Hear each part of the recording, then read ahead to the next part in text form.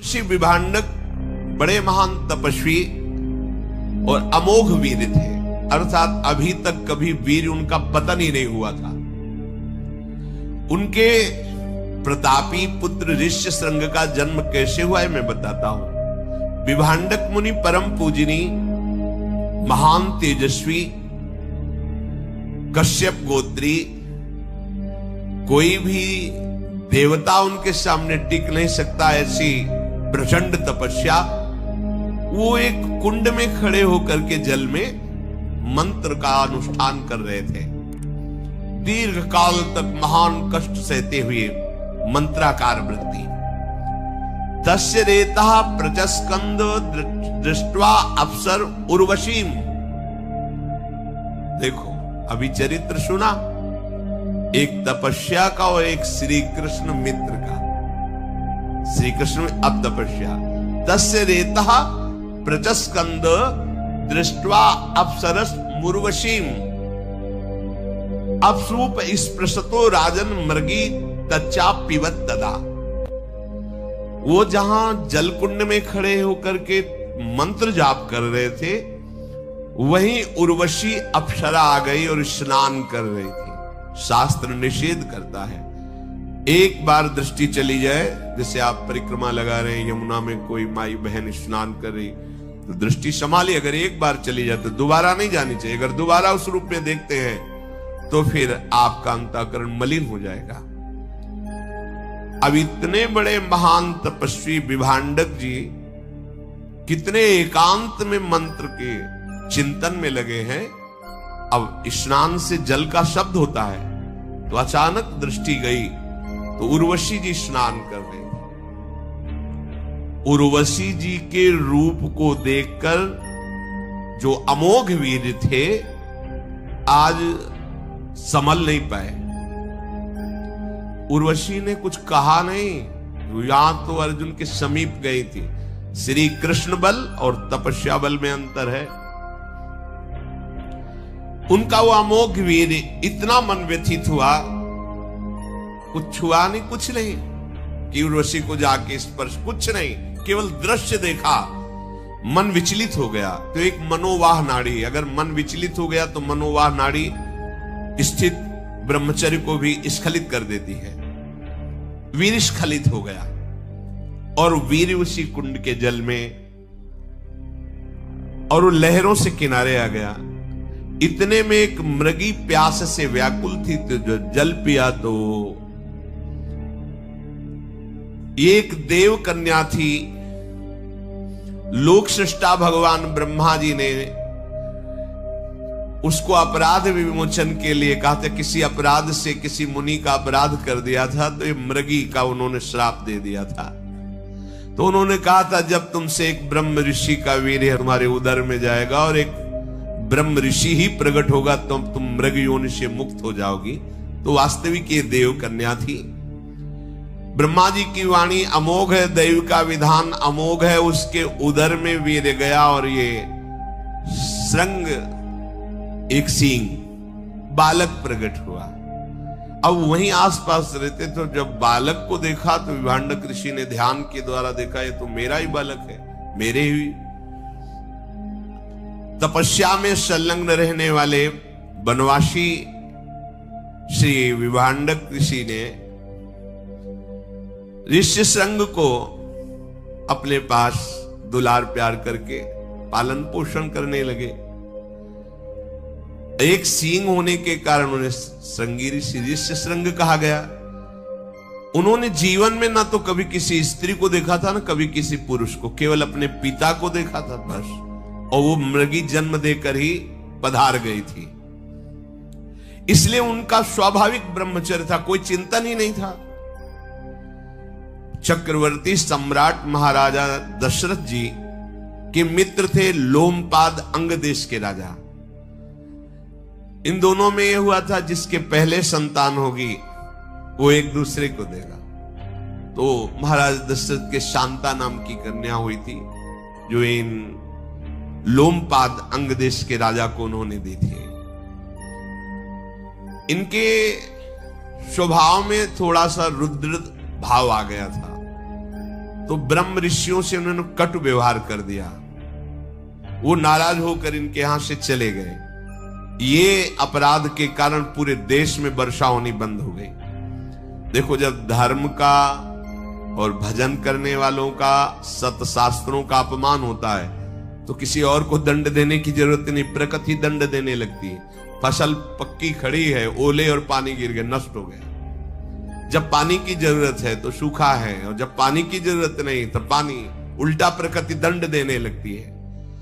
अब इनके यहां वर्षा ही नहीं हुई, अब तो घबरा गए, बहुत भयभीत हुए और ब्राह्मणों को एकत्रित किया और पूछा कि मेरे से क्या अपराध बन गया। तो उनमें से एक श्रेष्ठ महर्षि खड़े हुए, उनका, राजेंद्र, ये जो वर्षा नहीं हो रही, तुमने ब्राह्मणों का अपमान ब्रह्म ऋषियों का किया, जब तक तुम प्रायश्चित नहीं करोगे तुम्हारे यहां वर्षा नहीं होगी। हाथ जोड़कर कहा कि महाराज, अनजाने में या राज भाव के अभिमान में कोई गलती हो गई तो आप ऋषियों को क्षमा करना चाहिए। मेरे अपराध के कारण सारी प्रजा भूखी मरे, आप सब दयालु हो। तो उनका इस समय तपस्या में सबसे बढ़ चढ़ करके विभांडक ऋषि के पुत्र श्रृंगी ऋषि, ऋषि श्रृंग हैं। उन्होंने आज तक कभी स्त्री देखा नहीं है। यदि आप उनको किसी भी तरह सम्मान पूर्वक लाओ और अपने सिंहासन पर विराजमान करो, अभी वर्षा हो जाएगी, दूसरा कोई उपाय नहीं। राजा लोमपाद ब्राह्मणों के चरणों में बार बार प्रणाम करके अपनी राजधानी में आए और विचार किया कि ऐसे महातपस्वी को कैसे लाया जा सकता है। राजा, मंत्री और ब्राह्मणों से सलाह की कि क्या उपाय हो सकता है। तो उनमें एक बहुत प्रवीण मंत्री ने कहा कि अगर कोई चतुर युवती उनके पास जाए, उन्होंने कभी स्त्री नहीं देखा, और फंसा करके आपके सिंहासन तक ले आवे तो वर्षा हो जाएगी। राजा ने अपने दरबार की प्रधान वैश्या को बुलाया। वो बहुत वयोवृद्ध थी और उसके शासन में शास्त्रों 9 युवतियां राज सेवा में नृत्य, वाद्य, गान, कला आदि की। उन बुलाकर कहा कि देखो, तुम प्रवीण हो और सबके सुख के लिए तुम्हें जाना होगा, और इस संग को लुभायमान करके हमारे राज्य शासन में प्रवेश कराओ और सिंहासन में बैठा लो। वैश्याओं का रंग फीका पड़ गया, मूर्छित सी होने लगी। उनका, महाराज तुम्हें पता है, अगर थोड़ी भी त्रुटि हो गई तो भस्म कर देंगे। तपस्या के धनी उनके पिता विभांडक और स्वयं वो, और अगर मैं ना करती हूं तो आप मुझे मृत्यु दंड देंगे। इसलिए मैं, कार्य तो असंभव है, पर आपके लिए प्राणों की बाजी लगाकर प्रयास करूंगी। मैं जो भी आदेश करूं उसका तत्काल पालन किया जाए। राजा ने कहा, ऐसा ही होगा। मुनि कुमार को लुभायमान करने के लिए तुरंत एक आश्रम की रचना की जाए नाव पे, 4 योजन। 1 योजन का मतलब 4 कोस, मतलब 16 कोस की नाव, और उसमें कृत्रिम आश्रम, कृत्रिम वृक्ष, कृत्रिम फल, लताएं, देखने में ऐसा नहीं लगना चाहिए कि कृत्रिम है, उसकी रचना करवाए। वो तो राजा है, आदेश हुआ।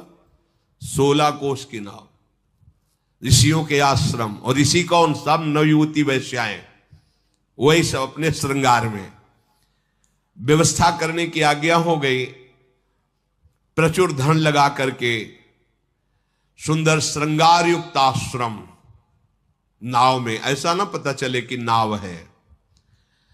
अब उस बूढ़ी वैश्या के द्वारा शिक्षित जो उसकी पुत्री थी, बहुत ही चतुर, बहुत ही सुंदर थी, उस नाव को कई कोस दूर लगाया गया। राज कर्मचारी गुप्त रूप से पता लगाए कि विभांडक ऋषि आश्रम से कब बाहर जाते हैं।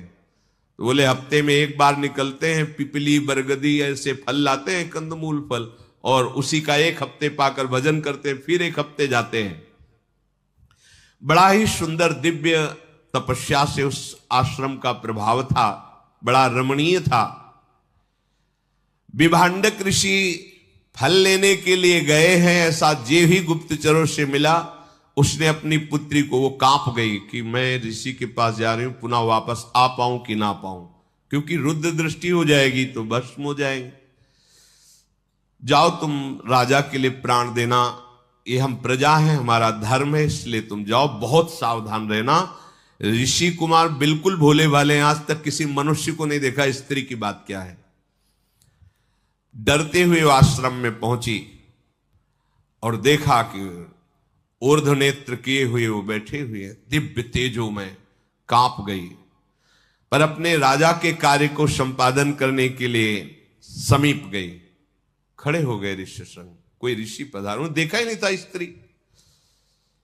खड़े होकर के नमन किया, अर्घ्य दिया, आसन दिया, बहुत पीछे हट गई और उनका हमारा नियम है, कुछ हम ऐसा अनुष्ठान कर रहे हैं, तुम्हारा अर्घ, तुम्हारा कोई भी पूजन हम स्वीकार नहीं करेंगे, केवल आप आलिंगन कर सकते हो। हाँ ठीक है। ना तुम्हारा दिया हुआ आसन, इतनी सामर्थ्य है कि वैश्या होकर एक ऋषि के द्वारा दिया हुआ अर्घ और आसन कुछ नहीं, वापस रखो, केवल आलिंगन कर सकते हो। तो जानते नहीं थे कि स्त्री आलिंगन। अब वो कहे कि ऋषि तुम्हारी त्वचा कितनी सुंदर, हमारी कैसी है।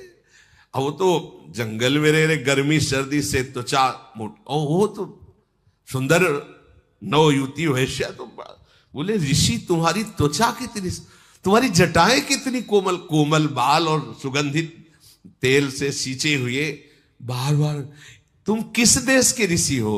और वो तो कभी देखा ही नहीं ना स्त्री, कभी देखा ही नहीं। बड़ी उनको उत्सुकता हो रही कि किस देश के ऋषि हमारे यहां पधारे हैं, मुझे दर्शन से बड़ा सुख मिल रहा है। ब्राह्मण आप तो बहुत ही सुंदर लग रहे हो, बहुत बड़े तपस्वी हो गए तभी इतने सुंदर हो, तो मेरा ये अर्घ और फल फूल क्यों नहीं ले रहे। दिया हुआ कुशासन, आप इससे सुखपूर्वक बैठिए, मगर नहीं, आज आप हमारे आसन पर बैठेंगे, मखमली सुंदर आसन होगा। हमारा आसन तो चुभता है उसका, तुम्हारा आसन तो कितना सुंदर बैठा। वो भोले वाले जालते ही नहीं, ये तुम्हारे फल हम नहीं, हमने नियम ले रखा है कि जितने दिन अनुष्ठान चलेगा हम किसी ऋषि का कुछ नहीं लेंगे। हम कुछ फल लाए, बड़े सुंदर सुंदर अंगूर, मीठे मीठे सब। हाँ ऐसे तो कभी हमने फल खाए नहीं। बोले तुम्हारा दिया हुआ जल भी नहीं, हम जल दे रहे हैं, विशिष्ट प्रकार का बनाया हुआ आसो, ये साधारण नहीं, विशिष्ट जैसे अंगूर का भी तो आसो बनता है, महुआ का भी बनता है, ऐसे विशिष्ट फलों के रसों का आसो उन्मादकारी। और हे पिया उनका, मैंने तो जिंदगी में ऐसा नहीं पिया। वो बड़े आनंदित हो रहे। और हे ऋषि, ये भूमि डोलती नजर आ रही है, हो आसो पिए हुए, बार बार हृदय में आलिंगन। और दूर एक गुप्तचर खड़ा है कि विभांडक ऋषि कितनी दूर है, कितने समय वापिस होंगे। वो कहा आप मुझे प्रणाम मत कीजिएगा कभी, तभी मैं बार बार आऊंगी। उनका जैसा आप कहेंगे वैसा, मैं आपके लिए बंदनी नहीं हूं, आप मेरे बंदनी हैं। मैं आपके लिए दर्शनी नहीं हूं, आप मेरे दर्शनी, मैं आपका दर्शन कर ले आया हूं।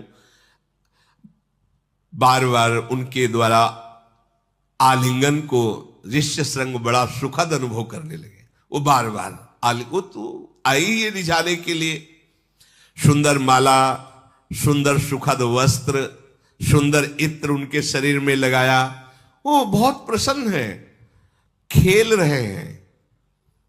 सूचना, गुप्तचर दूर खड़ा है, उसने इशारा किया कि वो चल पड़े हैं, भागी वहां से तुरंत।